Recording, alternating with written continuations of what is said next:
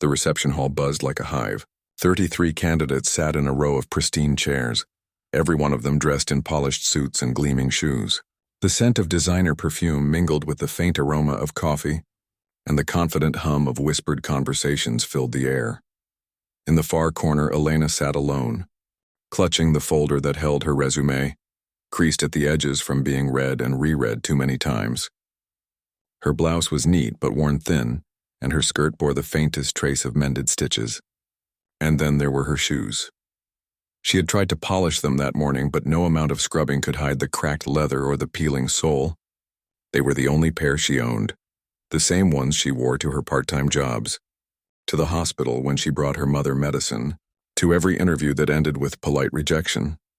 When her name was called, Elena rose, heart hammering. But as she walked forward, the quiet scuff of her shoes against the glossy floor drew attention.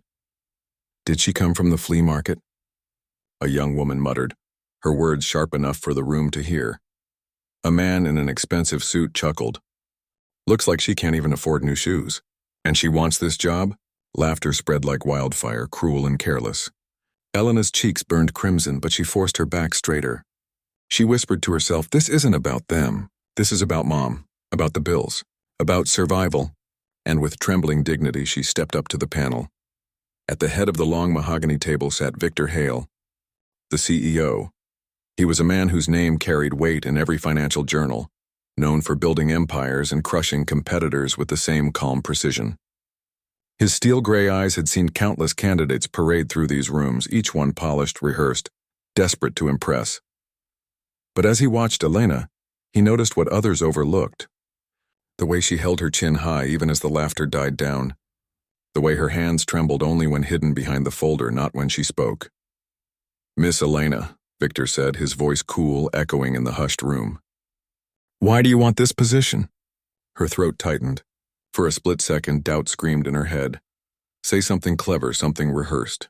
But no polished lie would come. She drew in a breath and spoke, her voice quiet but unshaken. Because I need it. I need it more than anyone here.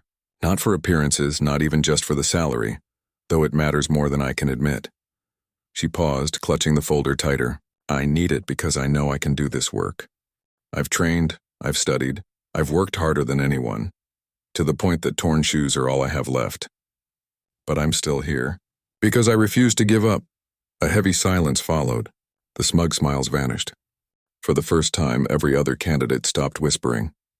Victor leaned back in his chair, steepling his fingers, his gaze fixed on her. There was no fear in her eyes now, only quiet determination. And for the first time that morning, he felt the flicker of interest. The candidates sat rigidly in their seats, the air heavy with anticipation. The long table of executives whispered among themselves, reviewing notes, exchanging clipped words. Every so often, Victor's sharp gaze swept the room, and each time, Elena felt her stomach twist. Her folder sat in her lap, her knuckles white around it. The humiliation of the laughter still lingered, echoing in her ears, but so did the memory of her words, the truth she had spoken without shame. She wondered if she'd said too much or not enough. Finally, Victor stood. His height alone commanded silence. He held a single sheet of paper, his tone clipped, deliberate. We've made our decision. A collective breath was held. One candidate smoothed his tie confidently. Another woman leaned forward, her smile already triumphant. Victor's eyes moved over them all, lingering for a moment on their polished shoes, their rehearsed smiles, before stopping on Elena, the girl sitting small and quiet at the very end. There were many qualified candidates today, he said. People with strong resumes, expensive suits, and well-prepared speeches. But I'm not looking for appearances. I'm looking for grit, for someone who won't break when things get hard, someone who understands what it means to fight for every chance. A murmur spread through the room. Some exchanged nervous glances. Victor lifted his chin. That someone is Elena. The silence that followed was deafening. Then came the gasps. A few jaws dropped. The woman who had mocked Elena's shoes actually let out a faint, incredulous laugh, until Victor's sharp gaze silenced her instantly. Elena froze. For a heartbeat, she couldn't move, couldn't breathe. She had prepared herself for rejection, not for this. Victor stepped forward, his hand extended toward her. The room blurred around Elena as she rose slowly to her feet.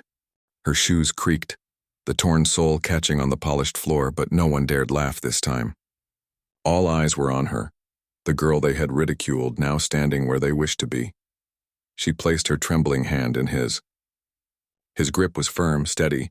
"Welcome aboard," Victor said, his voice low but certain. Tears pricked Elena's eyes, though she blinked them back. "Thank you," she whispered, her voice breaking. I don't know how to repay you."